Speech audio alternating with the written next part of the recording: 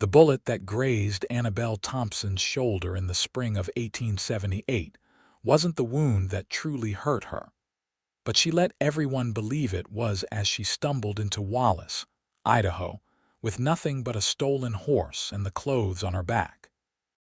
She was 22 years old and felt ancient, her auburn hair tangled beneath a man's hat, her green eyes holding shadows that no woman her age should carry.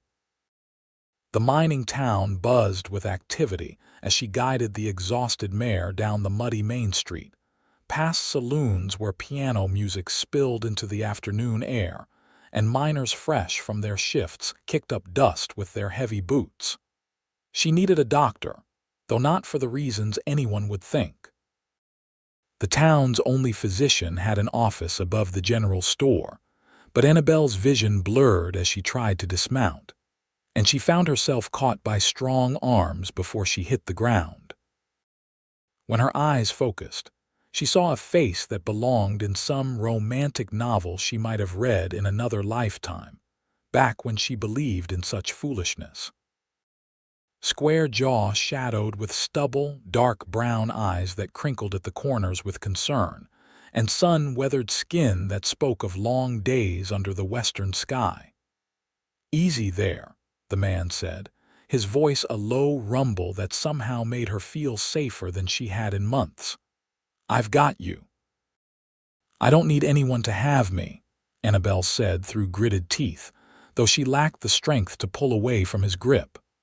Her shoulder throbbed where the fabric of her shirt had stuck to dried blood. "That wound says otherwise," he replied, not releasing her even as she tried to stand on her own. "Name's Samuel Kincaid. I run cattle about 10 miles north of here, but I know enough about bullet wounds to see you need help." "I'm fine," she insisted. But the world tilted sideways again, and suddenly Samuel was carrying her up a set of stairs, his boots heavy on the wooden planks. She wanted to protest, wanted to maintain the hard shell she'd built around herself over the past 3 years, but exhaustion won out, and she let her head rest against his chest, just for a moment.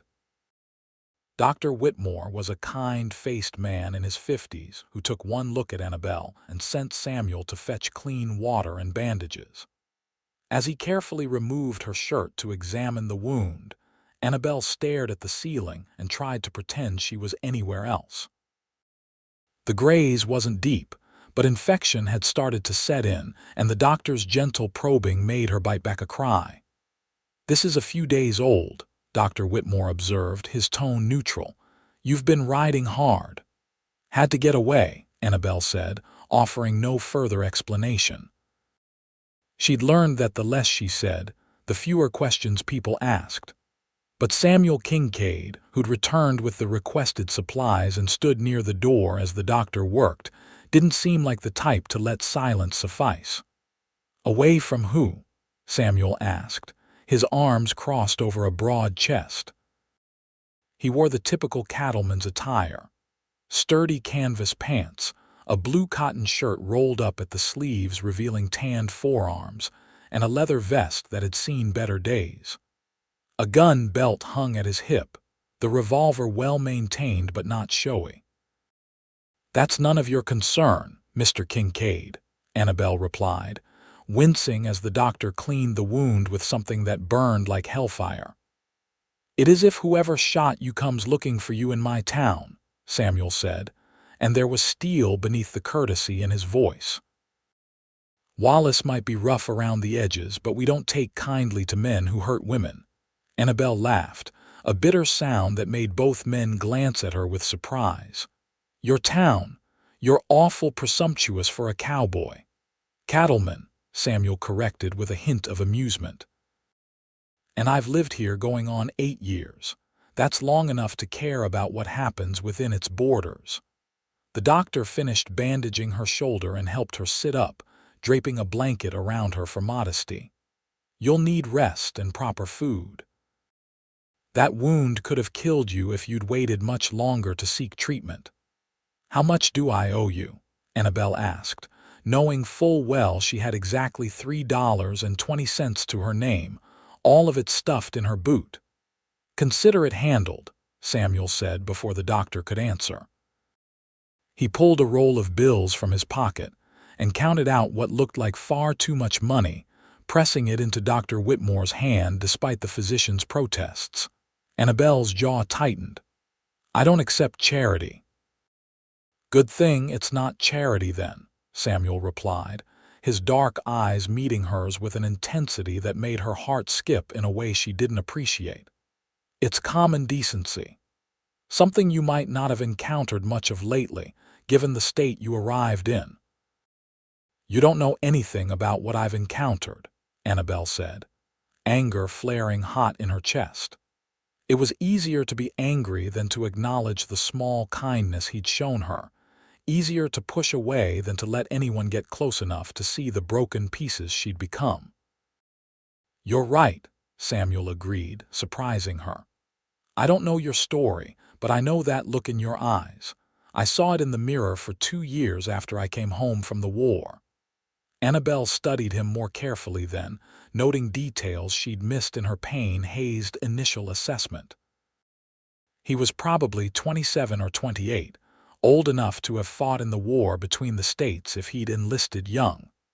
Old enough to have seen things that marked a man permanently.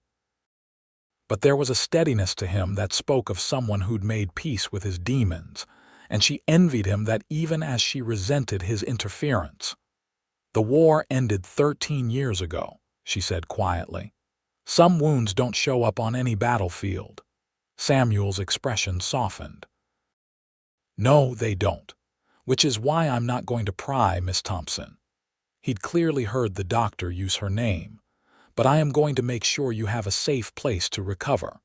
The boarding house down the street has clean rooms and a landlady named Mrs. Chen who makes the best dumplings this side of the Rockies. I'll cover your room for a week, and after that, if you're interested, I know folks in town who are hiring." "Why?" Annabelle demanded, suspicious of generosity after years of learning that nothing came without a price. "What do you want from me?" Samuel pushed away from the doorframe and walked toward her, stopping a respectful distance away. Up close, she could see the flecks of gold in his brown eyes, could smell the clean scent of leather and sage that clung to him. "I want you to have the chance that someone once gave me. When I came back from the war, I was half crazy with what I'd seen, couldn't hold down work, nearly drank myself to death. A rancher named Jack Morrison saw something in me worth saving, gave me a job and a purpose. He's dead now, but I made him a promise that I'd pay that kindness forward whenever I could, so that's what I'm doing." There was such simple honesty in his words that Annabelle felt her defenses crack just slightly. She looked away, uncomfortable with the sincerity. "I'm not worth saving." "I'll be the judge of that," Samuel said, and she could hear the smile in his voice even though she refused to look at him. "Come on. Let's get you settled before Mrs. Chen rents out the last room to some dusty miner." The boarding house was a 2-story structure painted a cheerful yellow that seemed almost absurd against the rough-hewn character of the rest of Wallace. Mrs. Chen was a Chinese woman in her 40s whose family had come to Idaho during the gold rush days and stayed when many others had moved on. She took one look at Annabelle's pale face and bandaged shoulder and immediately launched into a stream of rapid instructions, half in English and half in Cantonese, that resulted in Annabelle being ushered into a small but immaculately clean room on the 2nd floor. Samuel handled the business arrangements downstairs, while Mrs. Chen fussed over Annabelle, bringing tea and rice porridge and insisting she eat before she rested. The kindness was almost too much to bear, and Annabelle felt tears prick at her eyes before she ruthlessly forced them back. She'd cried all her tears 3 years ago when everything had fallen apart. There were none left now. When Samuel knocked on the door frame an hour later, Annabelle had managed to eat half the porridge and drink the entire cup of tea. She'd also taken stock of her situation with the cold practicality that had kept her alive. She had no real plan beyond running, no skills that would serve her in a respectable position, and a past that would catch up with her eventually if she stayed in one place too long. "How's the shoulder?" Samuel asked from the doorway, not entering the room without invitation. "It's been worse," Annabelle lied. In truth, it hurt like hell, but she'd grown accustomed to pain. "Thank you for this. I'll pay you back as soon as I can. Like I said, it's not a debt." Samuel leaned against the door frame, his posture relaxed but his eyes sharp. "Dr. Whitmore says you need at least a few days of rest before you should be up and around. Mrs. Chen will make sure you're fed. After that, we can talk about what comes next if you want to stay in Wallace." "I won't be staying," Annabelle said automatically. Staying meant putting down roots, and roots meant people could find you, could hurt you, could take away everything you'd built. She'd learned that lesson the hardest way possible. Samuel nodded as if he'd expected that answer. "Where will you go?" "Does it matter?" She looked out the window at the mountains rising in the distance, their peaks still capped with snow despite the late spring warmth in the valley. "Somewhere else. Anywhere else. Running gets tiring after a while," Samuel observed. "Trust me on that. I ran for 2 years before I realized I was just carrying my ghosts with me. They don't care about geography." "You're awful philosophical for a cattleman," Annabelle said, defensive again. She didn't want his wisdom or his understanding. She wanted to be left alone with her misery because that was familiar, that was safe. "I read a lot during the winter," Samuel replied with that hint of amusement creeping back into his voice. "Not much else to do when you're snowed in with nothing but cattle for company. Learned that running from yourself is the most pointless journey a person can take." "Maybe I'm not running from myself," Annabelle said quietly, turning back to meet his gaze. "Maybe I'm running from people who want to hurt me." Samuel's expression hardened. "Then they'll have to go through me first." The certainty in his voice sent a shiver down her spine that had nothing to do with fear. "You don't even know me." "I know enough," Samuel said. "I know you're brave enough to ride for days with an infected wound, rather than risk staying wherever you came from. I know you've got pride that won't let you accept help easily. And I know that look in your eyes, that bone-deep exhaustion that comes from fighting for too long without anyone on your side. So yes, Miss Thompson, I know enough to stand between you and whatever or whoever you're running from." Annabelle opened her mouth to argue, to tell him he was being foolish and romantic and utterly naive about what kind of person she really was, but exhaustion crashed over her like a wave. The tea, Mrs. Chen had given her must have had something in it to help her sleep, and she found herself unable to keep her eyes open. "Rest," Samuel said, his voice gentling. "We can argue about your many objections to my help tomorrow." When Annabelle woke, evening light slanted through the window, painting everything in shades of gold and amber. Her shoulder ached, but the sharp edge of pain had dulled, and for the first time in days, she felt clear-headed. A tray sat on the small table beside her bed with fresh bread, butter, and a bowl of what looked like beef stew that made her stomach growl. Mrs. Chen must have brought it while she slept. Annabelle ate slowly, savoring each bite. Good food had been scarce since she'd fled Colorado 3 months ago, and before that, well, before that she'd been surviving on scraps and the occasional meal she could earn with whatever work she could find. The months had blurred together into a haze of constant movement, always looking over her shoulder, always waiting for him to find her. Frank Dobson had been a mistake from the moment she'd met him at 17, but she'd been too young and too desperate to see it. Her parents had died of cholera when she was 16, leaving her alone in Denver with no family and no prospects. Frank had seemed like salvation, a successful businessman who owned a saloon and promised to take care of her. She'd been naive enough to believe him, naive enough to think his attention was love rather than possession. By the time she understood the difference, she was trapped. Frank had made sure she had nowhere to go, no one to turn to. He'd controlled every aspect of her life, used her to lure wealthy men to his establishment where they'd be drugged and robbed, threatened to turn her over to the law as an accomplice if she ever tried to leave. The physical beatings had started after the first year, when she tried to run.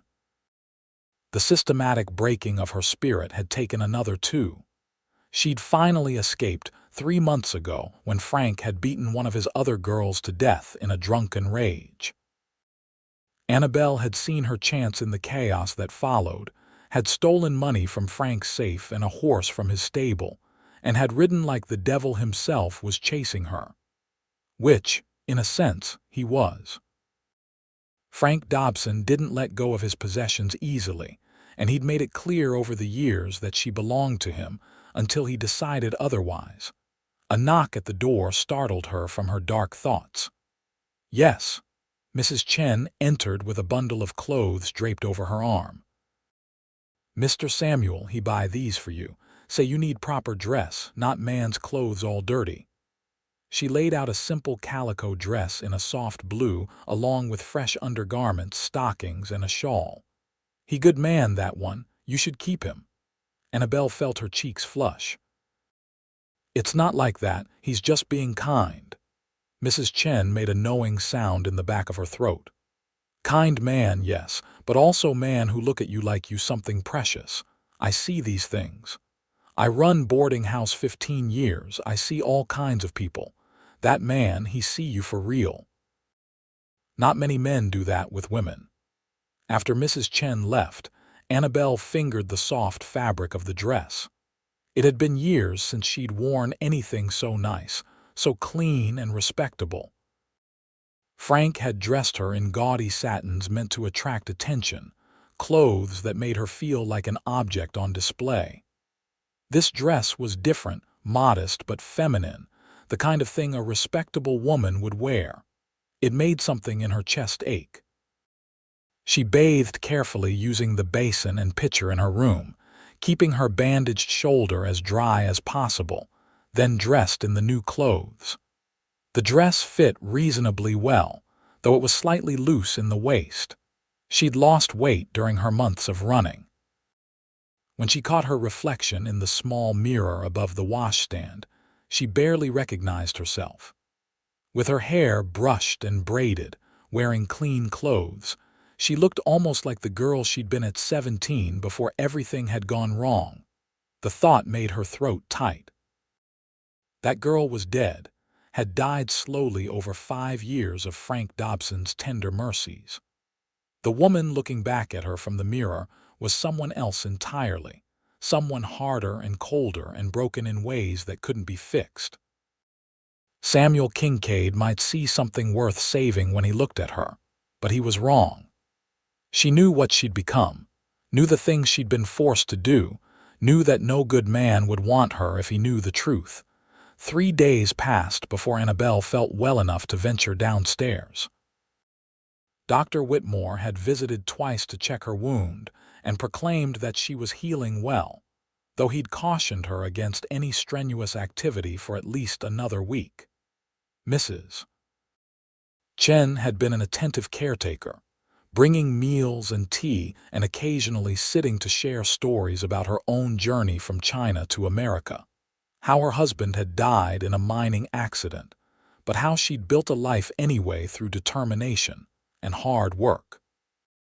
Samuel had visited each evening, never staying long, always remaining properly in the doorway or sitting in the hallway chair if Annabelle invited him to talk.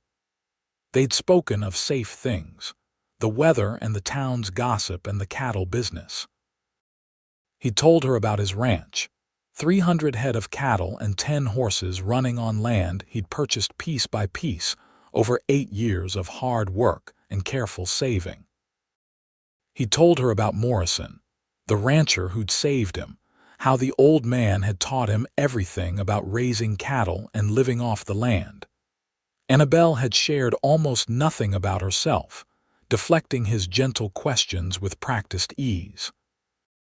But Samuel seemed content to carry most of the conversation, and there was something soothing about his steady presence, the way he never pushed or demanded or tried to own the space he occupied in her life.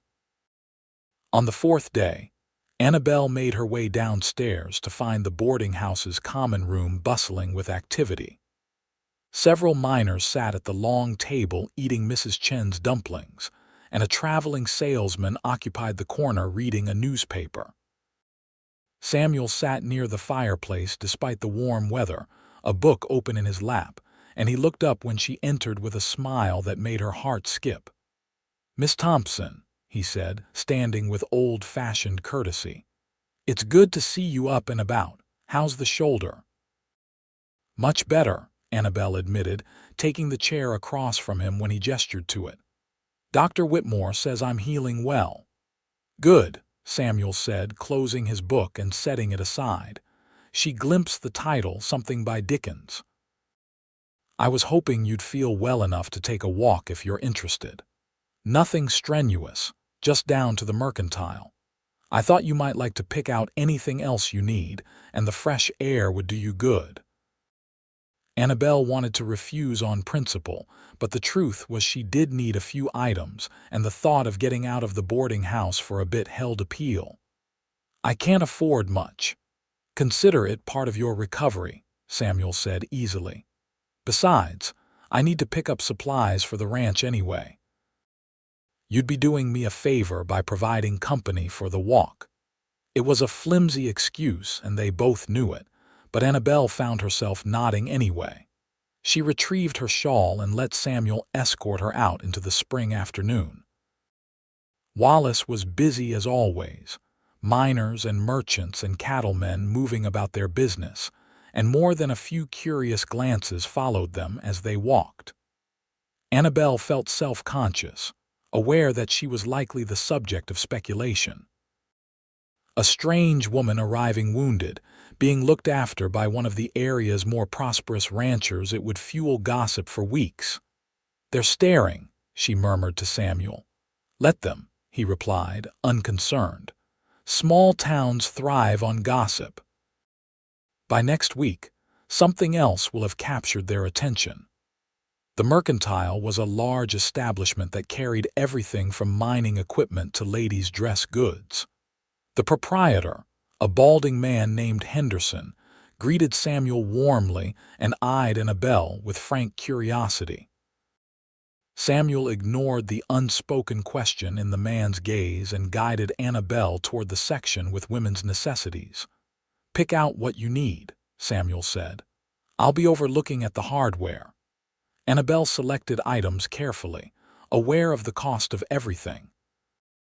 A hairbrush, some pins, a small sewing kit, and a bar of proper soap. She was studying a display of ribbons, not because she needed them but because they were pretty and she hadn't allowed herself pretty things in so long, when a voice behind her made her blood turn to ice. "Well now, ain't this a coincidence? I've been looking for you, Annie girl." She turned slowly to find Chet Morrison leaning against a post, his greasy brown hair falling over a scarred face. Chet was one of Frank's men, the one Frank sent when he wanted someone found or hurt or frightened. Annabelle's hand instinctively went to her shoulder where the wound was still tender. "I don't know what you're talking about," Annabelle said, forcing her voice steady even as panic clawed at her throat. "You must have me confused with someone else." Chet laughed, a wet sound that made her skin crawl. "Now, we both know that ain't true. Mr. Dobson has been real worried about you, Annie. Real worried. Sent me to bring you home." "I'm not going anywhere with you," Annabelle said, taking a step back. Her mind raced through options. Could she scream? Run? Where was Samuel? "You don't got a choice," Chet said, pushing off the post and moving toward her. "You belong to Mr. Dobson and he wants his property back. You cost him a lot of money when you ran, and he intends to collect that debt one way or another. The lady said she's not going with you. Samuel's voice cut through the tension like a knife. He appeared beside Annabelle, his stance casual but his hand resting on the gun at his hip. I suggest you respect that. Chet's eyes narrowed as he sized up Samuel. This ain't your business, cowboy. Cattleman, Samuel corrected mildly. And anything involving Miss Thompson is my business, so I'll ask you politely one time to leave her alone and get out of my town. Your town, Chet sneered. You don't own Wallace, and you don't own her neither. She belongs to Frank Dobson, and I'm taking her back. Over my dead body, Samuel said, and there was no amusement in his voice now, only cold steel. Touch her and you'll find out how serious I am about that. Several other men in the mercantile had stopped to watch the confrontation, and Henderson had his hand under the counter where Annabelle suspected he kept a shotgun. The atmosphere had gone tense and dangerous, and she felt responsible for it. This was exactly what she'd feared, exactly why she couldn't stay in one place. We should go, Annabelle said quietly to Samuel. Please, I don't want trouble. Too late for that, Chet said. I got my orders and I'm not leaving without you. Then I guess you're not leaving, Samuel said flatly. Henderson, would you mind sending someone to fetch Sheriff Carson? Seems we've got a man here threatening a woman, and I'm sure the law will want to have a word with him about that. Chet's hand moved toward his gun, but Samuel was faster, his revolver clearing the holster with practiced ease. Don't, Samuel said softly. I've killed men for less than what you're threatening. Don't make me add one more to the count. For a long moment, everything hung in the balance. Then Chet slowly raised his hands, though his expression promised violence. This ain't over. Mr. Dobson don't give up what's his. Miss Thompson isn't anyone's property, Samuel said. And if Mr. Dobson wants to contest that, he's welcome to come to Wallace and have that conversation with me personally. But I promise you, he won't like how it ends. Sheriff Carson arrived minutes later, a grizzled man in his 50s who took one look at the scene and sighed heavily. What's the trouble here, Samuel? This man was threatening Miss Thompson, trying to force her to leave with him against her will, Samuel explained, not holstering his gun until the sheriff had disarmed Chet. She's under my protection, and I'm pressing charges for harassment and intimidation. The sheriff turned to Annabelle. That true, miss? Annabelle's mouth was dry. If she told the truth, it would bring everything into the open, would make her situation public knowledge. But if she stayed silent, Chet would be free to come after her again. She looked at Samuel, saw the encouragement in his steady gaze, and made her choice. Yes, she said clearly. That man works for someone who's been holding me against my will for years. I escaped 3 months ago, and he was sent to bring me back. I don't want to go. I don't want anything to do with Frank Dobson ever again. The words hung in the air of the mercantile, and Annabelle felt exposed and vulnerable and terrified. She just admitted the truth, had revealed the ugly reality of her past. Whatever respect or kindness Samuel had shown her would evaporate now that he knew what she really was. But Samuel just holstered his gun and put a hand on her shoulder, gentle and reassuring. Sheriff, I trust you can handle this. I'll hold him for a few days. Let him think about his choices, Sheriff Carson said, taking hold of Chet's arm. And I'll send a telegram to the federal marshal in Boise, see if this Frank Dobson is known to them. Sounds like the kind of situation they'd be interested in. As the sheriff hauled Chet away, Annabelle felt her knees go weak. The adrenaline that had been keeping her upright drained away, and she would have fallen if Samuel hadn't caught her. He guided her to a chair near the counter, and Henderson brought her a glass of water. Drink, Samuel said gently. Take your time. We're not going anywhere until you're ready. Annabelle sipped the water, her hands shaking. You should let me go. If Frank finds out you're protecting me, he'll come after you too. He's dangerous, Samuel. He's not going to just give up because some sheriff is holding one of his men. I'm counting on him not giving up, Samuel said, and there was steel in his voice again. I'm counting on him being stupid enough to come here so I can deal with him properly. You don't understand, Annabelle said desperately. Frank has money and connections. He owns judges and lawmen in Colorado. He's untouchable there. We're not in Colorado, Samuel pointed out. And whatever power he has there doesn't reach into Idaho. Sheriff Carson is a good man who hates bullies. And if the federal marshal gets involved, your Frank Dobson is going to find himself in more trouble than he can buy his way out of. Annabelle wanted to believe him, but years of Frank's conditioning made it hard to imagine a world where she could actually be free. Why are you doing this? You don't owe me anything. Samuel crouched down so he was at eye level with her, his dark eyes serious. Because it's the right thing to do. Because no one should have to live in fear the way you've been living. And because whether you believe it or not, I think you're worth fighting for. Tears burned at the back of Annabelle's eyes, and this time she couldn't hold them back. They spilled down her cheeks, and she angrily wiped them away. I'm not worth anything. You don't know the things I've done, the things I've been part of. I'm too damaged for any good man to want. Samuel reached out and gently wiped a tear from her cheek with his thumb, the gesture so tender it made her heart ache. Then it's good I'm stubborn, because I see exactly who you are, Annabelle Thompson, and I'm not going anywhere. The sincerity in his voice broke something inside her, some wall she'd built to keep everyone out. She found herself sobbing, years of pain and fear and loneliness pouring out in ugly, gasping cries. Samuel pulled her into his arms, careful of her injured shoulder, and let her cry against his chest. He didn't tell her it would be okay, didn't make empty promises, just held her and let her break apart in the safety of his embrace.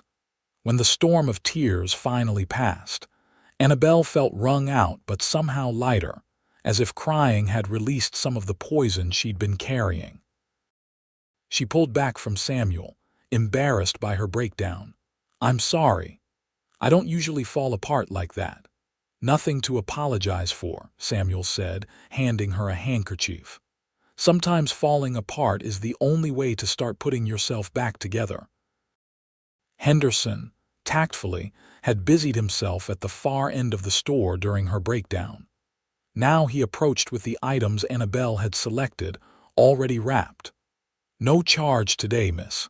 Anyone who stands up to men like that has my respect. Annabelle started to protest, but Samuel shook his head slightly. Thank you, Henderson. That's kind of you. They walked back to the boarding house in silence, Annabelle clutching her package and trying to process everything that had happened. Samuel didn't push her to talk, seemed content to simply walk beside her, a solid presence in the chaos of her thoughts. At the boarding house steps, Annabelle finally found her voice. I need to tell you everything. You deserve to know what you're getting involved in. Only if you're ready, Samuel said. I'm not going to force you to share anything you're not comfortable with. If I don't tell you now, I'll lose my nerve, Annabelle admitted. Will you come upstairs? Mrs. Chen won't mind if we leave the door open for propriety. Samuel nodded, and they climbed to her room. True to her word, Annabelle left the door wide open and sat in the single chair while Samuel leaned against the wall. Then, haltingly at first but with growing steadiness, she told him everything. About losing her parents, about Frank, and how young and stupid she'd been. About the years of being trapped and used and beaten down until she barely remembered who she'd been before. She told him about the robbery scheme, about the other girls Frank kept under his control, about the night she'd escaped, and the constant fear that had driven her ever since. Samuel listened without interruption, his expression growing darker as she spoke but never showing the disgust or judgment she'd feared. When she finished, silence filled the room for a long moment. "I understand if you want nothing more to do with me," Annabelle said quietly, unable to meet his eyes. "I'm not respectable. I'm not the kind of woman a good man associates with." "Stop," Samuel said firmly. "Stop doing that. Stop defining yourself by what was done to you instead of who you actually are." "But no," Samuel interrupted, pushing off the wall and crossing to kneel in front of her chair. "Listen to me, Annabelle. What Frank Dobson did to you, what he forced you to be part of, that's on him, not you. You were a kid with no options who trusted the wrong person. That doesn't make you damaged or unworthy. It makes you a survivor." "I helped him rob people," Annabelle said, her voice breaking. "I lured men into situations where they were hurt, where their money was stolen. I'm not innocent." "You were being threatened and controlled by a violent man," Samuel countered. "That's not the same as choosing to do those things. And the fact that you escaped, that you've spent 3 months running to get away from that life, tells me everything I need to know about who you really are." "You're too forgiving," Annabelle whispered, finally meeting his eyes. "Too willing to see good where there isn't any. Or maybe you're too hard on yourself," Samuel said gently. "Too willing to accept the judgment of a man who had every reason to make you feel worthless so you wouldn't leave him." "Annabelle, I've done things in war that haunt me still. I've killed men, watched friends die, participated in destruction that served no real purpose. For years, I thought that made me irredeemable. But Morrison taught me that we're not defined by our worst moments or the things we're forced to do to survive. We're defined by what we choose to do when we finally have the freedom to choose." Annabelle felt fresh tears threaten. "What if I don't know how to choose? What if I'm so broken I can't be anything else?" Samuel took her hands in his grip warm and strong. "Then I'll help you learn. That's what I'm offering, Annabelle. Not judgment, not demands, not ownership. Just help for as long as you need it with no strings attached. Stay in Wallace. Let me teach you that not all men are like Frank Dobson. Let yourself heal." "And what do you get out of this?" Annabelle asked, suspicious even as part of her desperately wanted to believe him. Samuel smiled, a slow, genuine expression that transformed his face. "The satisfaction of keeping a promise to a good man who saved me. And maybe, if you're willing, the chance to get to know a brave woman who's survived more than anyone should have to." "I don't know how to be brave," Annabelle admitted. "You rode for 3 months with an infected wound to stay free," Samuel pointed out. "That's about as brave as it gets in my book. The rest we'll figure out together." Over the following weeks, a tentative routine developed. Annabelle continued to recover her strength under Mrs. Chen's watchful care. Sheriff Carson kept Chet Morrison locked up while waiting for word from the federal marshal in Boise. And Samuel visited every day, sometimes just for an hour in the evening, other times staying most of the afternoon to talk or read aloud or simply keep her company. Slowly, carefully, Annabelle began to trust that his interest was genuine, that he truly expected nothing from her beyond her company. He never pushed for more than she was willing to give, never made her feel obligated or trapped. It was so different from Frank's suffocating control that sometimes she had to remind herself it was real. Mrs. Chen, with her characteristic bluntness, told Annabelle one morning that she was being foolish not to encourage Samuel more openly. "That man, he look at you like you are sunrise after long night. You look at him same way when you think he not watching. Why you make it so difficult?" "Because I don't know how to do this," Annabelle confessed. They were in the kitchen, Annabelle helping prepare dumplings, learning the intricate folds that Mrs. Chen made look effortless. "I don't know how to be with someone who's actually kind. What if I'm so used to dysfunction that I ruin something good?" "Then you learn," Mrs. Chen said pragmatically. You think I know how to run boarding house when my husband die. No, I learn. You think first dumplings I make in America are good. No, they terrible. But I practice, I learn, I get better. Love is same. You practice being loved, practice loving back, you get better. What if Frank finds me first? Annabelle asked quietly. What if I bring danger to Samuel? That man is Cowboy, Mrs. Chen said dismissively. He handled danger. Besides, you think running keep you safe. No, running just make you tired and alone. Better to stand with good people beside you than run forever by yourself. The wisdom in her words resonated, but Annabelle still felt paralyzed by fear and self-doubt. Then, 3 weeks after her arrival in Wallace, everything changed. Word came from the federal marshal that Frank Dobson was wanted in connection with multiple crimes across Colorado and Wyoming. The marshal's office had been building a case against him for months, gathering testimony from victims and former associates. Annabelle's statement, given to Sheriff Carson and sent by telegram to boys, provided crucial corroboration of the pattern of behavior. The marshal himself was riding to Wallace to interview her and to take Chet Morrison into federal custody. When Samuel brought her the news, Annabelle felt dizzy with disbelief. They're actually going after him.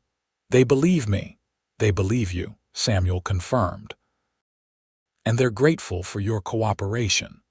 The marshal indicated that with your testimony, they might finally be able to shut Dobson down permanently. He'll kill me if he finds out I'm testifying against him, Annabelle said, old fear rising sharp and bitter in her throat. He'll have to get through a federal marshal, a sheriff, and me to do that, Samuel said firmly. And I promise you, that's not going to happen. Marshal Davis is a good man, Annabelle.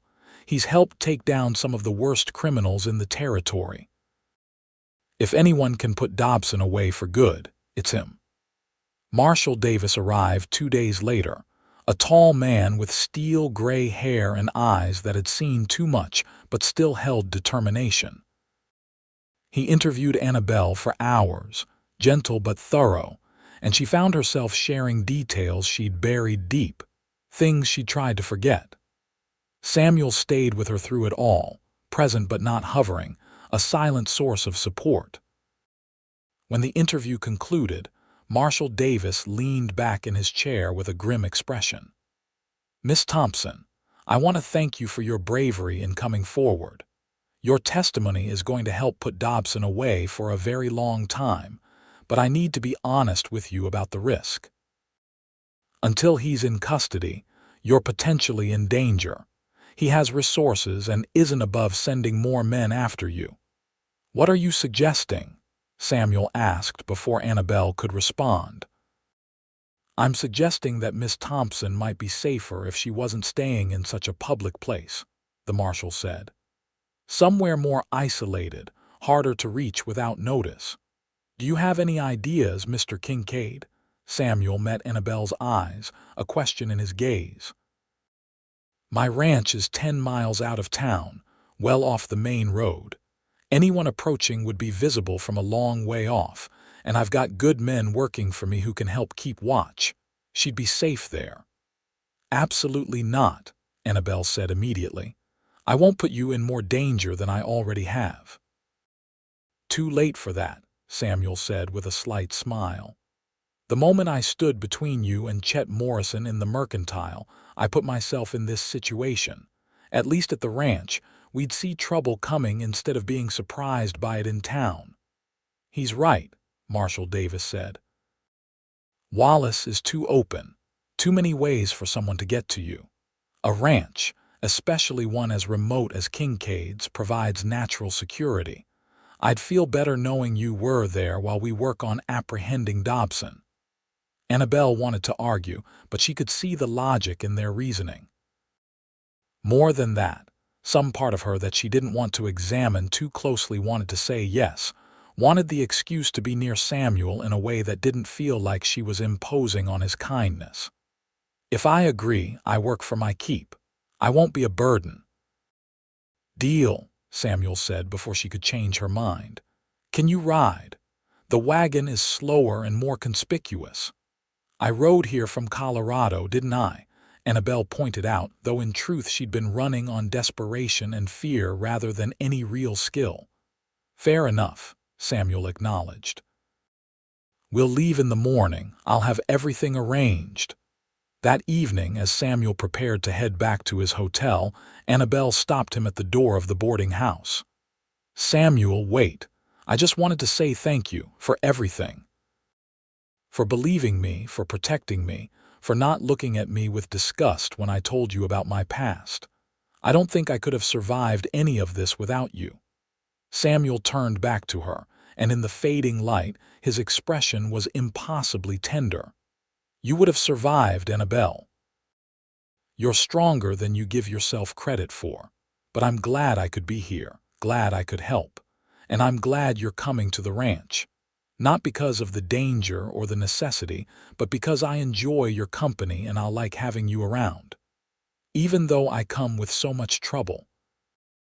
Annabelle asked, trying for lightness but hearing the vulnerability in her own voice. "Especially because of that," Samuel said seriously. "Anyone can care about someone when everything is easy. Real character shows up when things get difficult. And Annabelle, I want you to know that this isn't just about protecting you or helping you.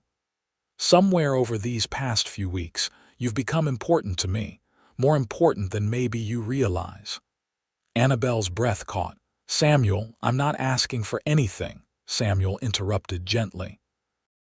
"I'm not expecting you to feel the same way or to be ready for anything beyond friendship. I just wanted you to know that my interest in your safety and happiness isn't purely altruistic. It's personal. You're personal to me." Before Annabelle could formulate a response to that heart-stopping declaration, Samuel tipped his hat to her and walked away into the gathering dusk. She stood on the boarding house porch long after he disappeared, her hand pressed to her chest where her heart was beating so hard it hurt. Could she let herself feel something for Samuel Kincaid? Did she even know how to love someone in a healthy way? Or had Frank's abuse twisted her so thoroughly that she'd only bring poison to any relationship she attempted? The questions chased themselves through her mind as she went back inside and up to her room. But that night, for the first time in years, Annabelle let herself imagine a different future. Not running, not constantly afraid, but settled somewhere with someone who saw her as a person rather than property. The image was so beautiful and so terrifying that she cried herself to sleep, mourning the years she'd lost and desperately hoping for the possibility of years to come. The ride to Samuel's ranch took most of the morning, following a winding trail through foothills thick with pine and aspen. Annabelle rode a gentle mare that Samuel had borrowed from the livery, and he kept his horse to a slow pace to accommodate her still healing shoulder. The country was beautiful in the way that made her chest ache, vast and wild and free, so different from the closed-in fear she'd known for so long. Samuel talked as they rode, pointing out landmarks and sharing stories about the area. He told her about the harsh winter of 1876, when he'd nearly lost his entire herd to a blizzard. How he and his men had worked around the clock for 3 days to save as many cattle as possible. He talked about Morrison, the rancher who'd saved him, how the old man had died peacefully in his sleep 2 years ago after teaching Samuel everything he knew. "He left me this place," Samuel said as they crested a rise and the ranch spread out below them. "I'd saved enough to buy my own small piece of land, but Morrison left me his entire spread in his will. Said I was the son he never had, and he wanted to make sure the ranch went to someone who'd love it the way he did." The ranch was beautiful, a sturdy log house with a wide porch overlooking a valley where cattle grazed peacefully. There was a barn, a bunkhouse, several corrals, and what looked like a chicken coop. Everything was well maintained, speaking of care and pride in ownership. "It's wonderful," Annabelle said honestly. Morrison must have been a special man. He was, Samuel agreed, something wistful in his voice. I try to honor his memory by running this place the way he would have, treating the land and the animals with respect, being fair with the men who work for me. I like to think he'd be proud of what I've done with it. Two men emerged from the barn as they rode into the yard, both clearly curious about the woman accompanying their boss. Samuel introduced them as Tom and Henry, brothers who'd been working the ranch for 3 years. He explained the situation honestly, that Annabelle was in danger and would be staying at the ranch for her safety, and both men immediately pledged to help keep watch. "No one gets past us, boss," Tom said, his weathered face serious. "You have my word on that." Samuel showed Annabelle into the house, which was neat and masculine with furniture that looked handmade and sturdy. There were books everywhere, stacked on shelves and tables, and she remembered his comment about reading during the long winters.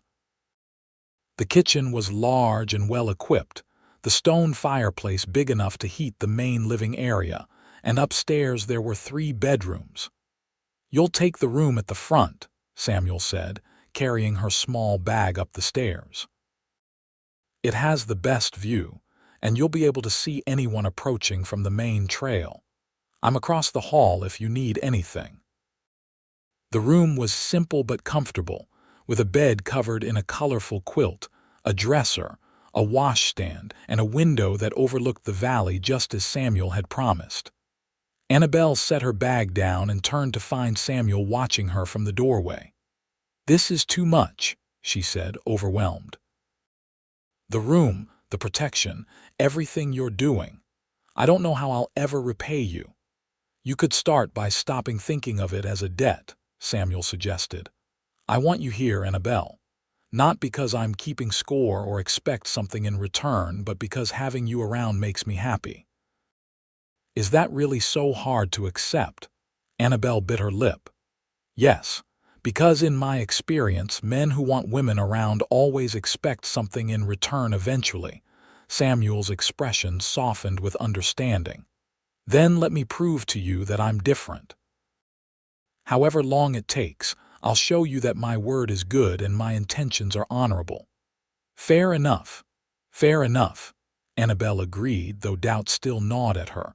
Over the following days, Annabelle settled into ranch life with surprising ease.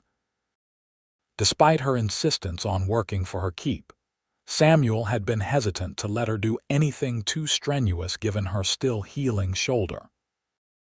But she'd been adamant, and they'd compromised on her helping with cooking, mending, and the garden that Morrison had apparently started years ago, and that Samuel had maintained with varying success. The work was physical but satisfying in ways that the enforced idleness at the boarding house hadn't been. Annabelle found herself enjoying the simple rhythm of ranch life, the way each day had structure and purpose. Tom and Henry were respectful and kind, treating her as an equal rather than an oddity or a burden. And Samuel was constantly nearby without being suffocating, available if she needed him but not hovering. They fell into a comfortable routine of sharing meals and evenings. Samuel would work cattle or fences or whatever needed doing during the day, and Annabelle would handle the household tasks and tend the garden. In the evenings, they'd sit on the porch as the sun set over the mountains and talk about everything and nothing. Samuel continued to share pieces of his past, and slowly, Annabelle found herself opening up in return, sharing memories of her childhood before everything had gone wrong, her mother's love of music and her father's gentle humor. "They sound like good people," Samuel said one evening as fireflies began to dance in the twilight. "I'm sorry you lost them so young." "Me too," Annabelle said softly. "I think about what my life might have been like if they'd lived. I'd probably be married to some nice boy from Denver, maybe have a couple of kids by now, living a completely ordinary life." "Do you wish for that?" Samuel asked, his tone carefully neutral. Annabelle considered the question seriously. I wish I hadn't lost them. I wish I hadn't met Frank. But the ordinary life I might have had. I don't know if I wish for that anymore. It feels like it would belong to someone else, someone who never learned how cruel the world can be. I can't go back to being that girl. Maybe you don't have to, Samuel said thoughtfully. Maybe you get to become someone new, someone who carries both the pain and the strength that came from surviving it. Someone who knows the value of kindness because she's experienced the opposite. That's a very optimistic view, Annabelle observed. I'm a very optimistic person, Samuel said with a slight smile. Comes from having been given a second chance at life, makes you want to see the best possible outcome in everything, even in me. Annabelle asked quietly. Samuel turned to look at her, his dark eyes serious in the fading light. Especially in you. The moment hung between them, charged with possibility, and Annabelle felt her heart race. This was dangerous territory, this growing feeling between them. But for the first time, she found herself wanting to be brave enough to explore it. Before she could find the words, Henry came riding up to the house at a gallop, disrupting the moment. Boss, we've got company. 3 riders coming up from the South Trail, moving fast. Samuel was on his feet instantly, his hand going to the rifle he kept near the door. Get inside, Annabelle. Stay away from the windows. Samuel, please, he said, and the urgency in his voice made her obey. She slipped inside the house, her heart pounding while Samuel, Tom, and Henry took up defensive positions in the yard. From the darkened interior, Annabelle watched as 3 riders approached. Her stomach dropped when she recognized one of them as another of Frank's men, a brutal enforcer named Pike. But the other 2 she didn't know, which somehow made it worse. Frank had sent more men after her, determined to drag her back no matter what it took. The riders stopped at the edge of the yard, staying just out of easy rifle range. Pike called out, "We're looking for a woman. Annie Thompson, we know she's here." "Miss Thompson is under my protection," Samuel called back. "You're not welcome on my land. Turn around and leave now." "Can't do that," Pike said, and even from a distance, Annabelle could hear the menace in his voice. "Our employer wants his property back, and we aim to deliver. Hand her over and nobody gets hurt." "She's not property and she's not going anywhere," Samuel said flatly. "You've got 10 seconds to turn around before I consider you trespassers and treat you accordingly." One of the other men laughed, a nasty sound. 3 of us, 3 of you, seems like even odds. Maybe we just take what we came for." "Your math is off," a new voice called out, and Annabelle's heart leaped as Marshal Davis rode into view from the other direction, his badge gleaming in the last of the daylight. "Make that 4 against 3, and I've got legal authority on my side. Drop your weapons and dismount, or I'll be happy to arrest you for attempted kidnapping and trespassing." The sudden appearance of a federal marshal clearly wasn't part of Pike's plan. He exchanged glances with his companions, obviously weighing their options. For a moment, Annabelle thought they might actually be stupid enough to draw on a marshal, but common sense won out. Slowly, reluctantly, all 3 men dismounted and removed their gun belts. Samuel and Tom kept their rifles trained on the men while Marshal Davis dismounted and approached, pulling handcuffs from his saddlebag. "Pike Mason, you're under arrest for attempted kidnapping and conspiracy to commit assault. You other 2 names." The men sullenly provided their names, and the marshal cuffed all 3 of them. "Mr. Kincaid, might I use your barn to secure these gentlemen for the night? I'll transport them to Wallace in the morning." "Be my guest," Samuel said. "Tom, Henry, help the marshal get them settled. I'm going to check on Miss Thompson." Samuel found Annabelle standing in the middle of the living room, shaking. She'd been so certain that this was it, that Frank's men would somehow succeed where Chet had failed, that she'd be dragged back to that nightmare existence. The relief of being wrong left her weak-kneed and trembling. "Hey," Samuel said softly, closing the door behind him. "You're safe. They're in custody. It's over." "For now," Annabelle said, her voice thin. "Frank will just send more men. He won't stop, Samuel. He never stops." "Then we'll keep stopping him," Samuel said, crossing to her. "Annabelle, look at me. Look at me." She raised her eyes to his, saw the determination there, the protective fury that he'd kept tightly controlled in the yard. "This ends. Tonight proved that we can protect you, that we're ready for whatever Dobson sends.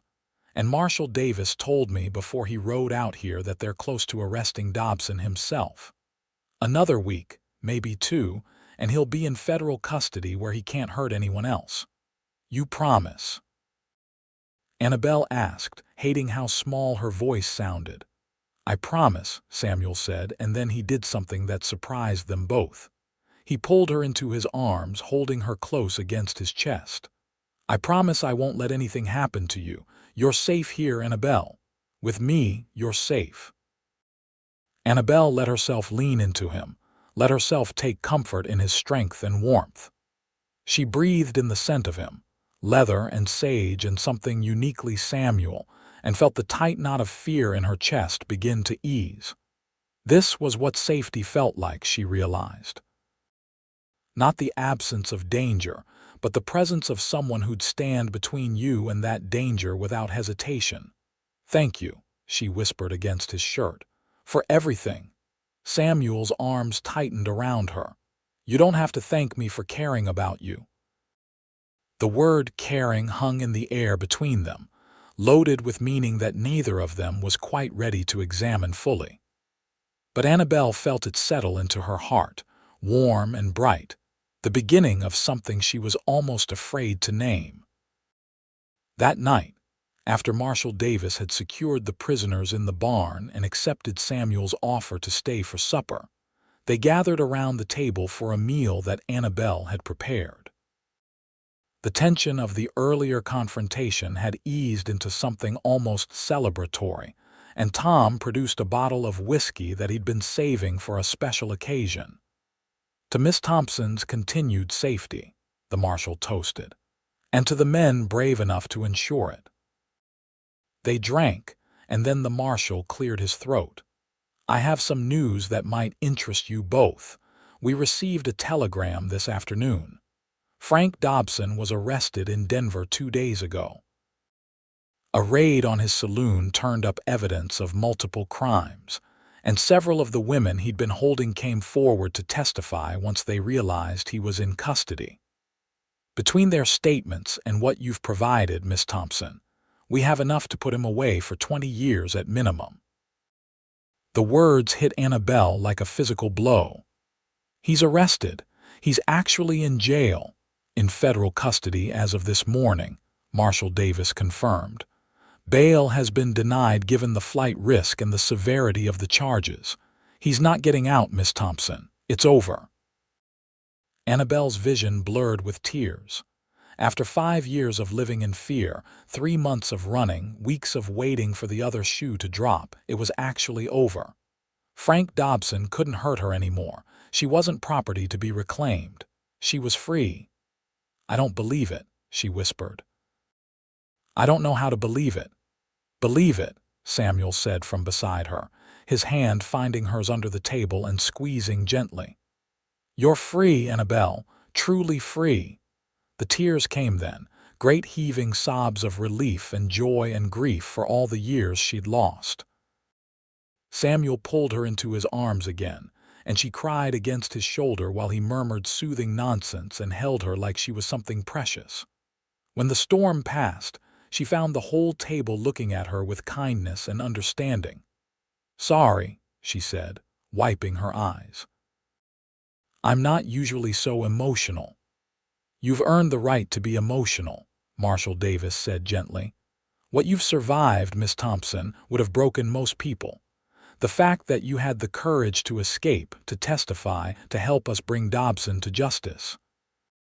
That takes a special kind of strength. Over the next week, the atmosphere at the ranch shifted subtly. With the immediate threat removed, Annabelle felt like she could finally breathe, could finally start thinking about a future instead of just surviving the present.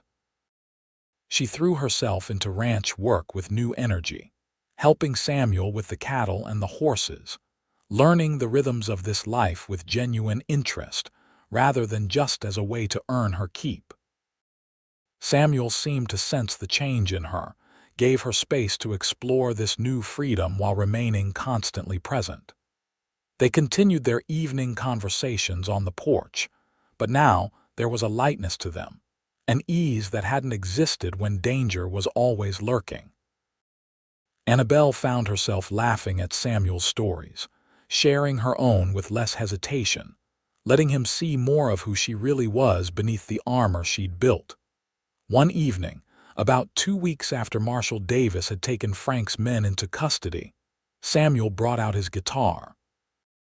Annabelle hadn't even known he played until he settled into the porch chair and began to tune it. "My mother taught me," Samuel explained at her surprised look. "She died when I was 12, but I've kept up with it. Helps pass the time, and the cattle don't seem to mind my playing." He started with a simple folk melody, his fingers moving with practiced ease over the strings. The music was beautiful, haunting in the twilight, and Annabelle felt something in her chest expand. When he started to sing, his voice a warm baritone, she closed her eyes and let the music wash over her.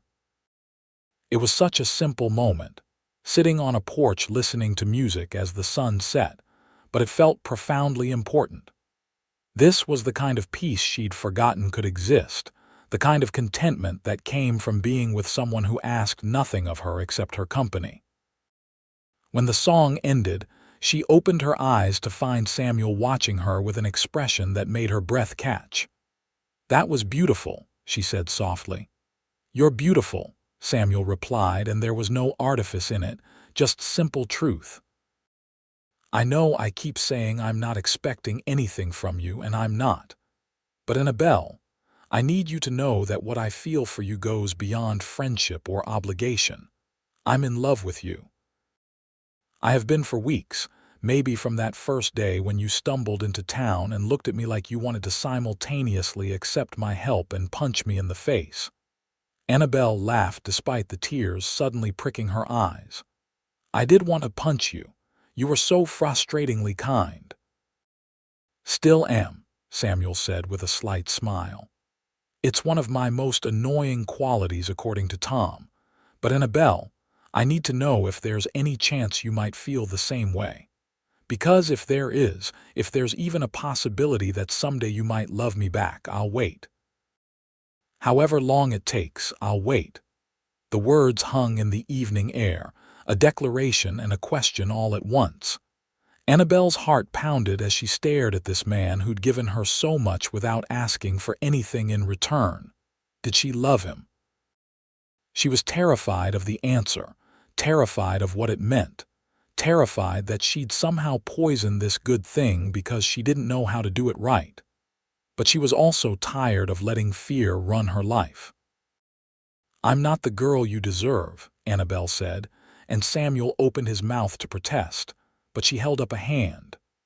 "Let me finish. I'm not the girl you deserve, Samuel. I'm damaged and difficult, and I have nightmares most nights. I don't know how to be in a relationship with someone who's actually kind. I'll probably mess this up 100 different ways. But despite all of that, despite my fear and my doubts, I think I'm falling in love with you too. And that terrifies me more than anything Frank ever did to me." Samuel set the guitar aside carefully and crossed to her, dropping to his knees beside her chair so they were eye level. "Then we'll be terrified together. Annabelle, I don't want the girl you think I deserve. I want you, exactly as you are, nightmares and difficulties and damage and all. We'll figure out how to do this together. We'll make mistakes and learn from them, but we'll do it together if you're willing to try." "I'm too damaged for any good man," Annabelle whispered, giving voice to her deepest fear. Samuel smiled, that stubborn tilt to his jaw that she'd come to recognize. "Then it's good I'm stubborn, because I'm not going anywhere, Annabelle Thompson. Not now, not ever." And then he kissed her, gentle and sweet and full of promise. It was nothing like the rough, demanding kisses Frank had forced on her. This was a question and an answer, an invitation and an acceptance, a beginning rather than an end. Annabelle kissed him back, tears streaming down her face, joy and fear and love all tangled together in her chest. When they finally broke apart, Samuel rested his forehead against hers. "I love you," he said simply. "Just wanted to make sure you heard it clearly." "I love you too," Annabelle replied, testing out the words and finding them surprisingly easy to say. "I don't know how to do this, but I want to try. With you, I want to try." "That's all I need," Samuel said, and kissed her again. Over the following months, Annabelle discovered what it meant to be loved by a good man. Samuel was patient with her nightmares, holding her when she woke gasping and afraid, never making her feel weak or broken. He was careful to always ask permission before touching her, conscious that her past made even innocent contact sometimes difficult. He introduced her to the neighboring ranchers and their families as someone important to him, giving her a place in his community and his life. In return, Annabelle learned to trust, to open up, to let someone see her at her worst and believe that they'd stay anyway. She learned that love didn't have to hurt, that a relationship could be built on mutual respect and kindness rather than control and fear.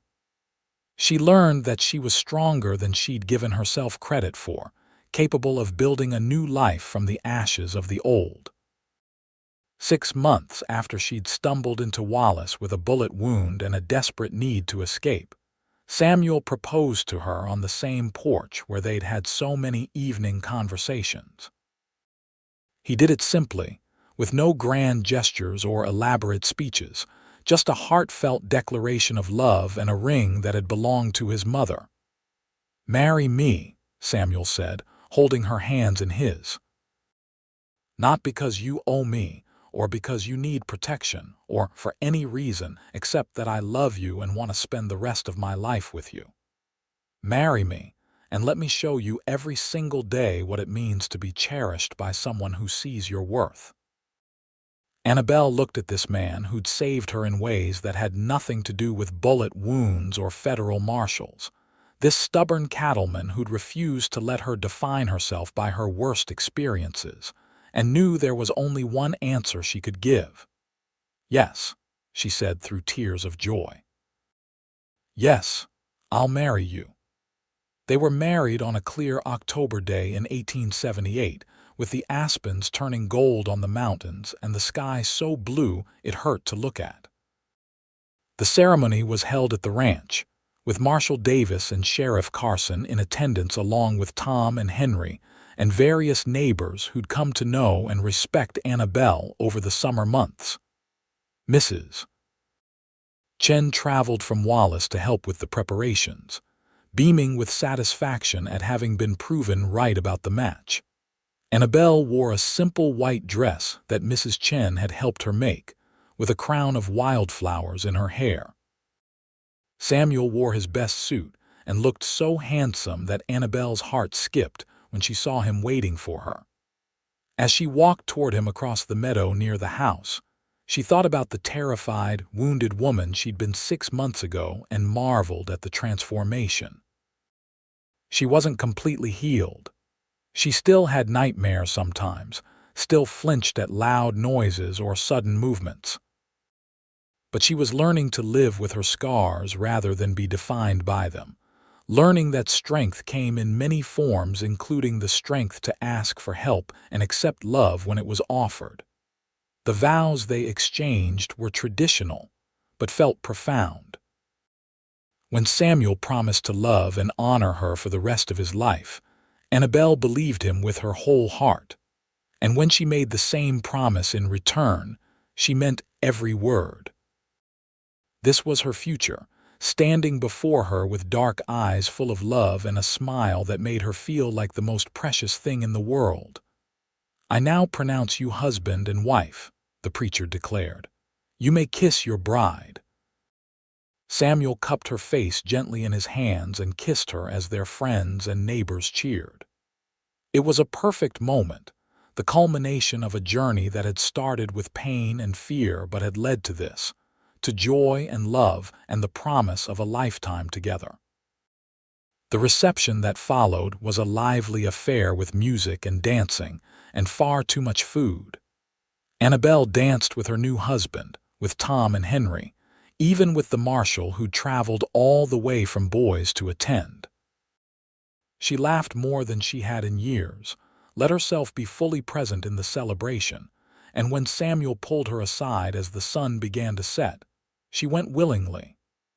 "Happy?" he asked, his arm around her waist as they watched their guests continue to celebrate.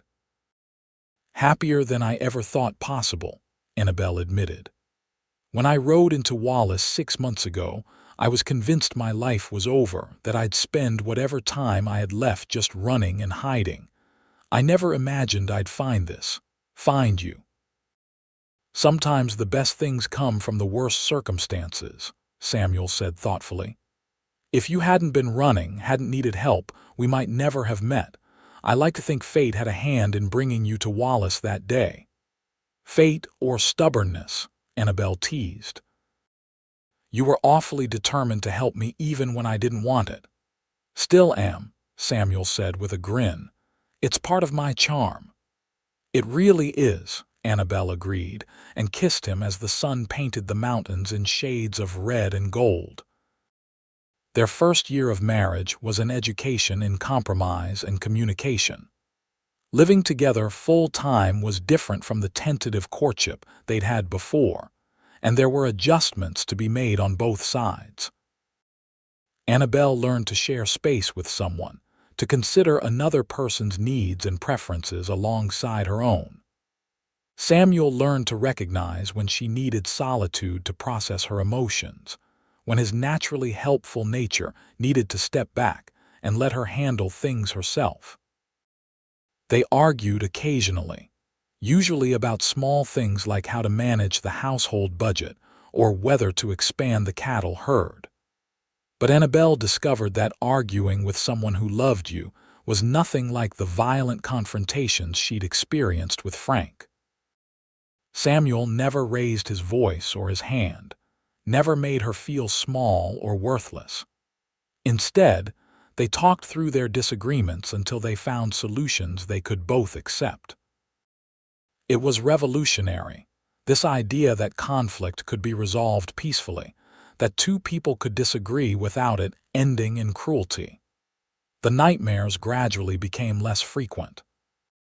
Some nights, Annabelle still woke gasping from dreams of Frank finding her, but Samuel was always there to remind her that she was safe, that Frank was in prison serving a 20-year sentence and couldn't hurt anyone anymore.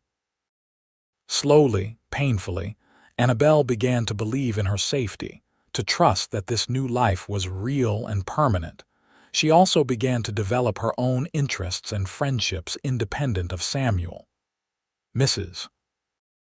Chen taught her more advanced cooking techniques, and Annabelle discovered a talent for baking that led to her providing pies for the boarding house and eventually for other establishments in Wallace.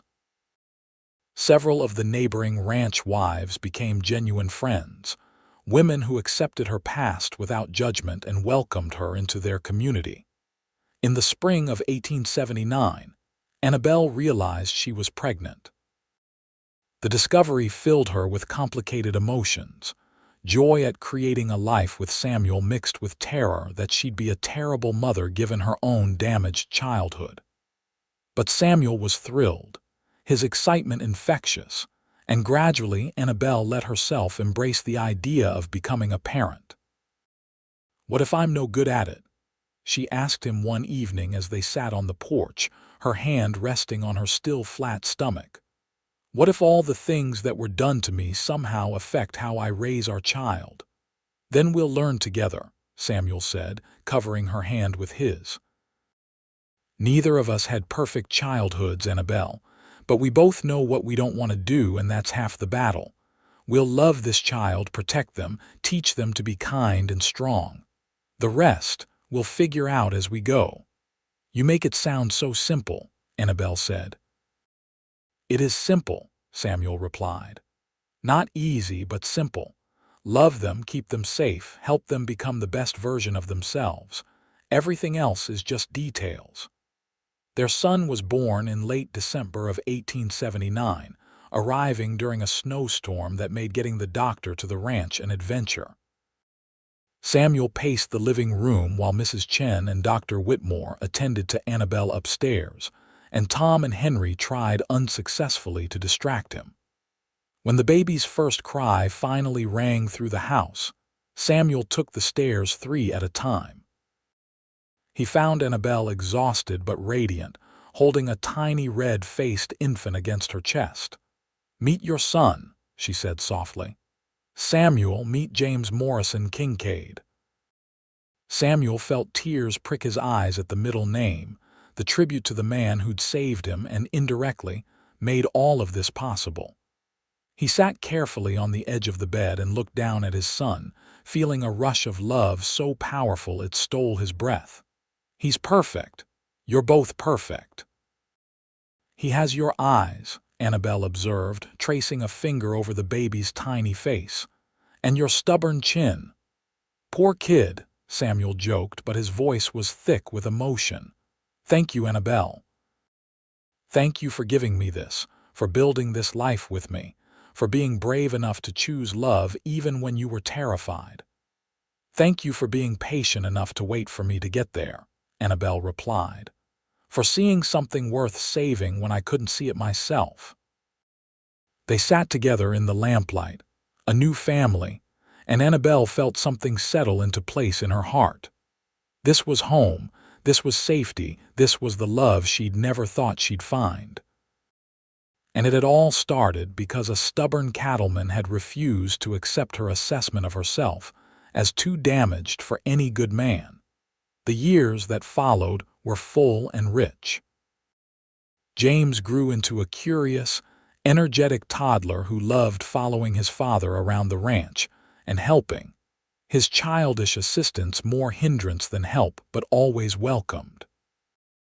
In 1882, they had a daughter they named Elizabeth after Samuel's mother, a quiet, thoughtful child who seemed to observe the world with ancient wisdom in her young eyes. Annabelle threw herself into motherhood and ranching both, becoming an integral part of the operation.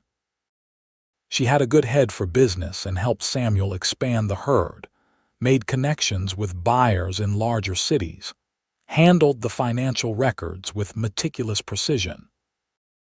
The ranch prospered under their combined management, and their reputation grew throughout Idaho territory as honest dealers who treated everyone fairly. In 1884, Marshal Davis visited to tell them that Frank Dobson had died in prison of pneumonia. The news should have brought Annabelle satisfaction, but instead, she mostly felt sad for all the wasted years, all the damage one cruel man had caused to so many women. She attended a memorial service that several of Frank's former victims organized, not to honor him but to mark the end of an era and to celebrate their collective survival. "I've been thinking," Annabelle told Samuel that night as they lay in bed, "about the other women who were in my situation, who might still be trapped with men like Frank. What if we could help them?" "What did you have in mind?" Samuel asked, always ready to support her ideas. "A place they could come to, a safe house of sorts. Somewhere women could escape to, get back on their feet, learn skills that would let them support themselves. We have the space here on the ranch, and I have experience with what they're going through. Maybe we could make a difference." Samuel was quiet for a moment, thinking it through. Then he smiled and pulled her close. "I think that's a wonderful idea. Let's do it." They converted the old bunkhouse into a dormitory-style living space, and spread the word through Marshall Davis's network that the Kincaid Ranch would provide sanctuary for women fleeing dangerous situations. Over the next several years, dozens of women passed through, staying for weeks or months while they healed physically and emotionally, learned practical skills like sewing and cooking and basic ranching, and made plans for independent futures. Annabelle found deep satisfaction in helping these women, in sharing her own story and showing them that it was possible to build a new life after trauma. Samuel supported the endeavor wholeheartedly, treating every woman who came to the ranch with the same respect and kindness he showed Annabelle. Tom and Henry helped teach riding and basic self-defense, believing that women should know how to protect themselves. Some of the women moved on to jobs in nearby towns, working as seamstresses or cooks or clerks. A few met good men and married, building families of their own. Others chose to stay in the area, buying small plots of land and becoming part of the growing community. Annabelle kept in touch with most of them, a network of survivors who'd found strength in shared experience and mutual support. In 1887, when James was 7 and Elizabeth 5, Annabelle discovered she was pregnant again. This time there was no fear, only joy at the prospect of adding to their family. Their third child, a daughter they named Catherine, was born in the summer of 1888, a happy baby who rarely cried and charmed everyone she met. Life settled into a comfortable rhythm. The ranch continued to prosper, the children grew healthy and strong, and Annabelle's sanctuary project became well known throughout the territory. Samuel remained her rock, her partner in every sense of the word, and their love deepened with each passing year. On their 10th wedding anniversary in 1888, Samuel surprised Annabelle with a trip to San Francisco. It was the first time she'd been more than 100 miles from Wallace since arriving, and the bustling city both excited and overwhelmed her. They stayed in a nice hotel, saw a play at a proper theater, ate at restaurants where the food was nothing like anything available in Idaho territory. It was magical and strange and reminded Annabelle of how far she'd come. "What are you thinking?" Samuel asked one evening as they stood on their hotel balcony looking out over the city lights. "I'm thinking about that girl who rode into Wallace 10 years ago," Annabelle said. If someone had told her then that she'd end up here, happy and in love and living a life she actually chose, she'd never have believed it. "I believed it," Samuel said, wrapping his arms around her from behind. "From that first moment, I knew you were someone special, someone worth fighting for." "You were right about being stubborn," Annabelle said, leaning back against him. "Thank God you were too stubborn to listen when I tried to push you away." "Best decision I ever made," Samuel murmured against her hair. "Loving you has been the greatest adventure of my life." They returned to Wallace refreshed and ready to tackle whatever came next. The children were thrilled to have them home, James proudly showing off how he'd helped Tom with the cattle while his parents were away, Elizabeth presenting them with carefully drawn pictures of the ranch, and baby Catherine babbling nonsensically, but with great enthusiasm. The years continued to pass in a blur of seasons and celebrations. James grew into a strong young man who loved ranching as much as his father did, eventually taking over more and more of the daily operations. Elizabeth surprised everyone by developing a passion for medicine, inspired by Dr. Whitmore's visits to treat ranch hands and women from the sanctuary. She left for medical school in the East in 1897, the first woman from Wallace to pursue such an education, and made both her parents fiercely proud. Catherine proved to have her mother's head for business and her father's stubborn determination. She helped expand the sanctuary project, establishing connections with similar efforts in other states, creating a network of safe houses for women across the West. In 1898, on a crisp autumn evening much like the one 20 years earlier, when Samuel had first told Annabelle he loved her, they sat on their porch watching the sunset. They were older now, gray threading through Samuel's dark hair and lines marking Annabelle's face, but the love between them had only grown stronger with time. "You ever regret it?" Annabelle asked, voicing a question that occasionally still haunted her in quiet moments. "Taking on all my baggage, dealing with everything that came with loving me." Samuel turned to her with an expression of such genuine confusion that Annabelle almost laughed. "Regret loving you? Annabelle, you're the best thing that ever happened to me. You and our children and this life we've built together. If I could go back and do it all again, the only thing I'd change is finding you sooner. Even with all the nightmares and the complications and the women's sanctuary that takes up so much time and resources." Annabelle pressed, needing to hear it. "Especially because of those things," Samuel said firmly. "The nightmares showed me how to be patient and gentle. The complications taught me that love means standing by someone through difficulties, not just enjoying the easy times. And the sanctuary. Annabelle, watching you help other women find their strength, seeing you turn your pain into purpose. That's been one of the greatest privileges of my life. You've saved dozens of women, given them hope and futures they wouldn't have had otherwise. How could I possibly regret being part of that?" Annabelle felt tears prick her eyes, happy tears this time. "I love you, Samuel Kincaid.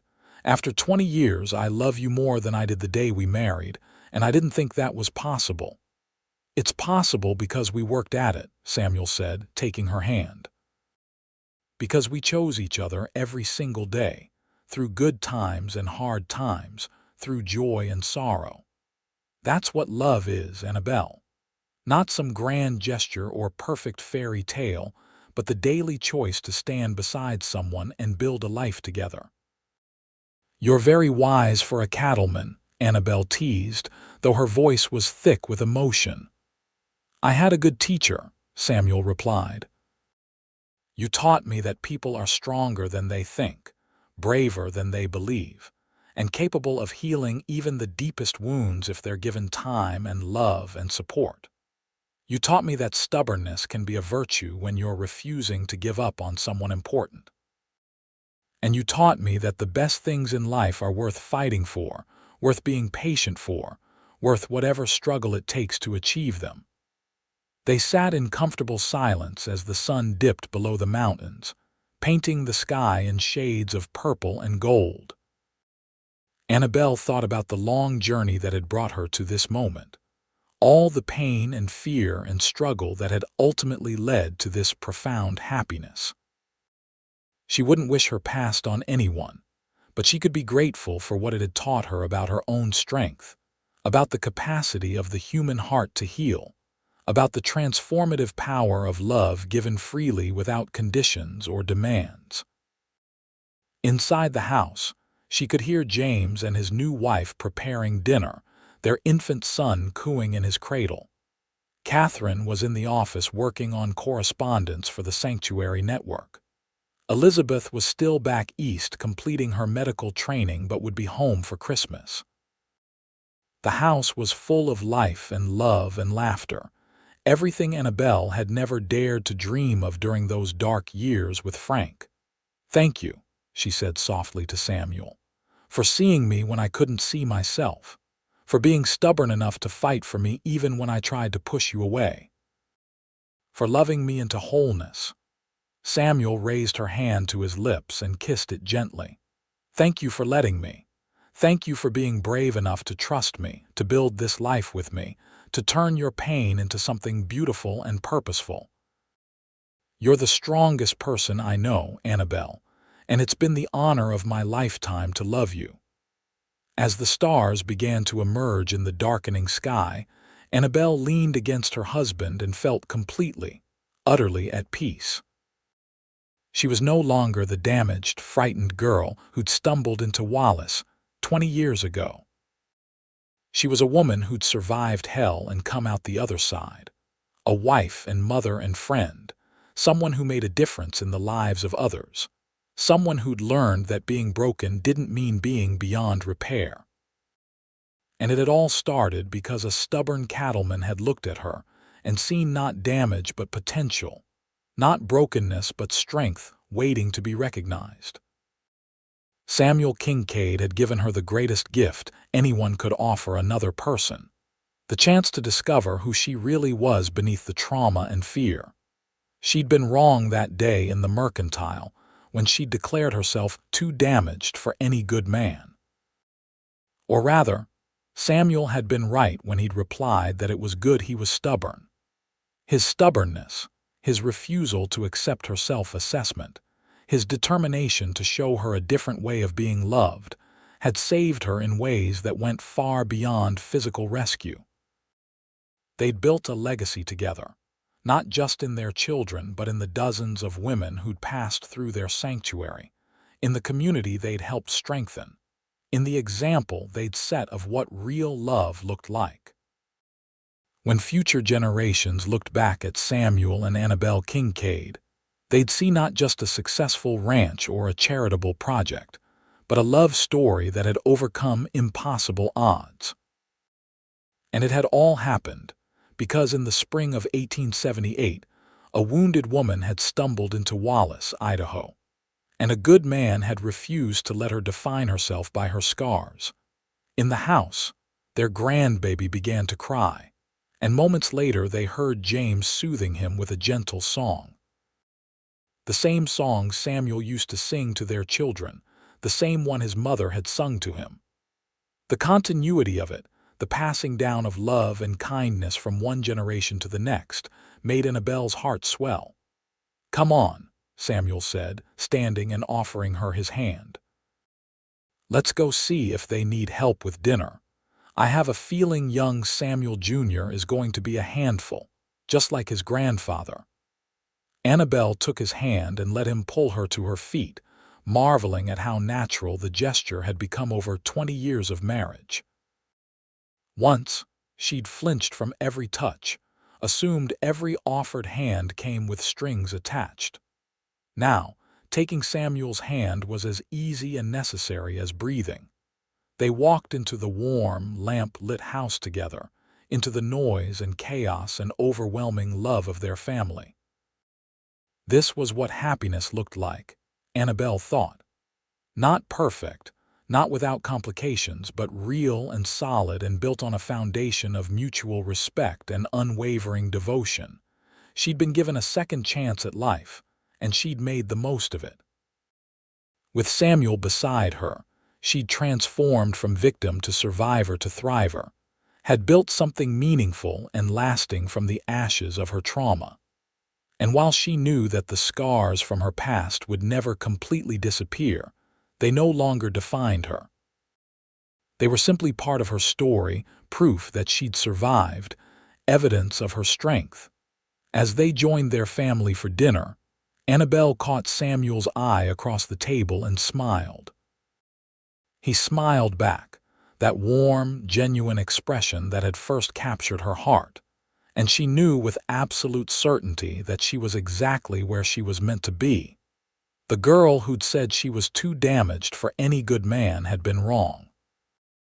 But the cowboy who'd replied that it was good he was stubborn had been absolutely right.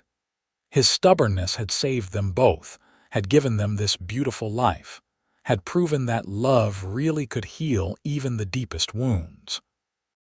And that, Annabelle thought as she looked around at her family, her home, her life, was the best kind of happy ending anyone could ask for.